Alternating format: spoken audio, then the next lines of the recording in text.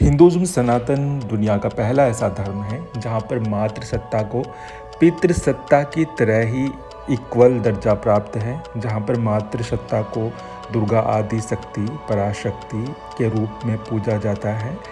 केवल मेल की फॉर्म में ही यहाँ पर ईश्वर को पूजा नहीं जाता, यहाँ पर मातृसत्ता के रूप में भी देवी की पूजा उसी प्रकार से की जाती है।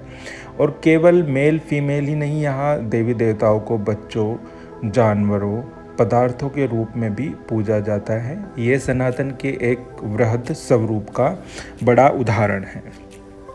इसी प्रकार अगर हम बात करें तो देवी आदिशक्ति पराशक्ति के पूजन के अनेक विधि विधान हैं, उनके स्वरूप के कई सारे डिस्क्रिप्शन मिलते हैं अलग अलग। जैसे दुर्गा सप्तशती में उनका वर्णन है, श्रीमद् भागवत पुराण में उनका वर्णन है, श्रीमद् देवी भागवत पुराण में उनका ज़्यादा डिस्क्रिप्शन दिया हुआ है।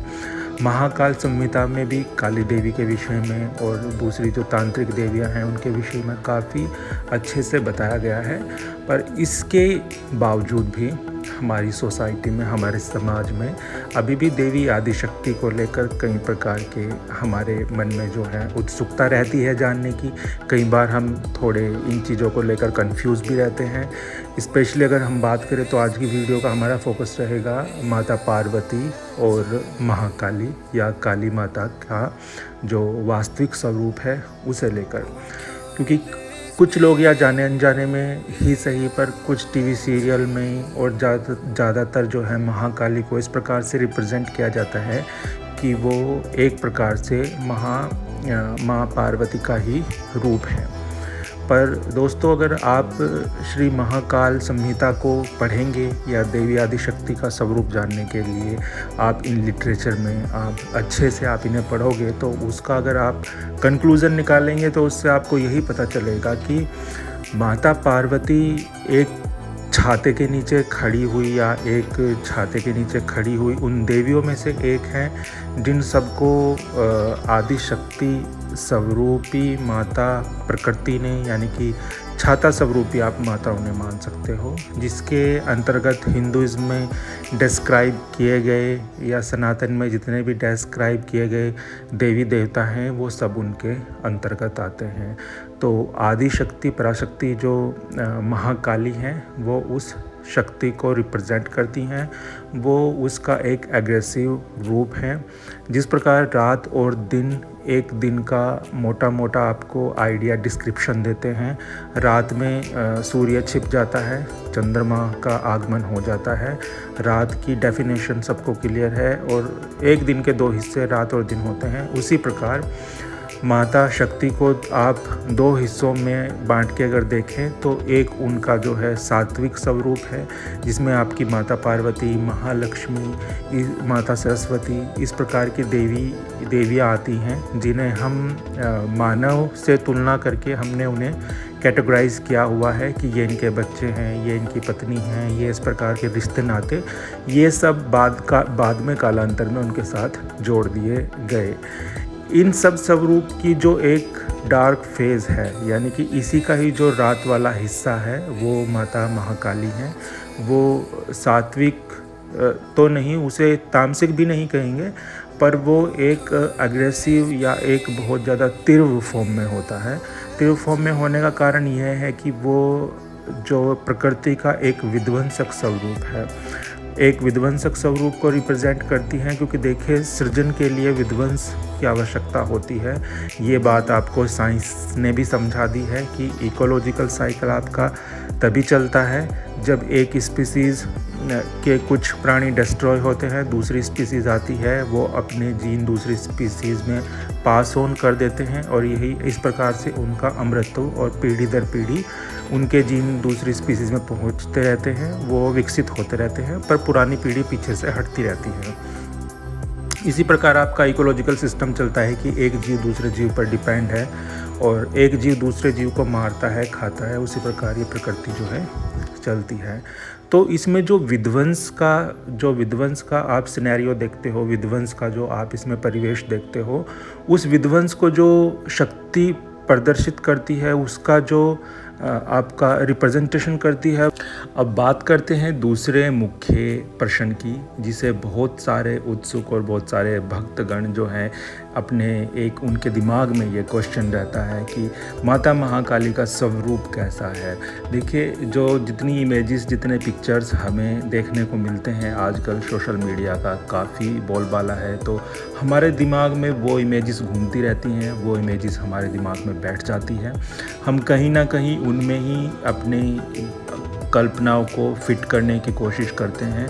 पर माता महाकाली का स्वरूप जानने के लिए हम स्वामी विवेकानंद के द्वारा लिखी गई आपको उस कविता के कुछ मुख्य अंश ट्रांसलेट करके बताने वाले हैं, जिसमें उन्होंने रामकृष्ण परमहंस जी के द्वारा जब पहली बार उन्हें माता महाकाली के दर्शन हुए थे तो उन्होंने क्या लिखा था वो हम आपको बता रहे हैं। स्वामी विवेकानंद ने अपनी इंग्लिश की एक कविता में लिखा है, जिस दौरान उन्हें माता महाकाली का रियलाइजेशन हुआ। दर्शन कहना तो उपयुक्त नहीं है, रियलाइजेशन हुआ। तो उन्होंने लिखा है कि जिस प्रकार करोड़ों बादल से घिरे हुए आसमान ज़मीन पर आ जाते हैं और उनमें बिजली गड़गड़ाती है, बिजली जैसी तीव्र चमक की भांति उन्हें लगा कि जैसे कोई शक्ति उतनी तीव्र शक्ति से उनके पास आई है। उन्होंने लिखा है कि उस घटना को, उस समय को उसका वर्णन कर पाना बहुत मुश्किल है। तो वो लिखते हैं कि करोड़ों आसमान जिनमें मतलब पानी भरा हुआ है वो गड़गड़ाहट करते हुए ज़मीन पर आ जाते हैं। तो वैसा कुछ अनुभव उन्होंने अपना शेयर किया है। तो आप समझ सकते हैं कि इनका स्वरूप कितना बृहद है, कितना विराट विकराल है। तो इसे आप किसी मानव के शरीर से जोड़कर देखना उपयुक्त नहीं है। किसी मानव के शरीर तक उसे कन्फाइंड या सीमित कर देना उन्हें बिल्कुल भी व्याख्यात नहीं कर सकता है। इसके द्वारा हम उन्हें बिल्कुल भी परिभाषित नहीं कर सकते हैं। ये क्योंकि एक यूनिवर्स को रिप्रेजेंट करती हैं, एक यूनिवर्स का पूरा स्वरूप है। तो इसी प्रकार मानव शरीर से जोड़ के देखना, जिस प्रकार हम उनका चरित्र चित्रण करते हैं, और हम उसे यहाँ पर बुरा नहीं कहेंगे क्योंकि एक लिमिटेशन होती है। आप अगर किसी की पूजा करते हो या आपको कल्पना करनी है तो आपकी कल्पना का एक केंद्र होना चाहिए, और शायद इसी वजह से ही हमने अपनी कल्पना को केंद्रित करने के लिए अपने सबसे अधिक अपने ही स्वरूप, मानव स्वरूप को हमने चुना, जिसमें हमने माता महाकाली को किसी स्त्री की भांति चित्रित करके उन्हें एक फेमिनाइन फॉर्म में, उन्हें एक स्त्री जैसे स्वरूप में हमने दिखाने की कोशिश करी है। हालांकि उसका सही गलत का निर्णय कर पाना काफ़ी कठिन है, पर सत्य ये है कि स्वामी विवेकानंद ने जैसे बताया है कि वो बहुत बृहद हैं, मानव शरीर से या किसी जानवर के शरीर से परे हैं। तो इस प्रकार से उनका जो स्वरूप है वो आप फील कर सकते हैं, वो शक्ति आप फील कर सकते हैं। जब आसमान में बिजली कड़कती है, आप देखते हैं कितनी ध्वनि होती है और कितना उसका कई बार कंपन आप ज़मीन पर भी महसूस कर सकते हैं। तो उसी प्रकार ये समझिए कि आप उसी प्रकार से ये शक्तियाँ होती हैं, और इसी प्रकार से इन शक्तियों को आप आभास उनका कर सकते हैं।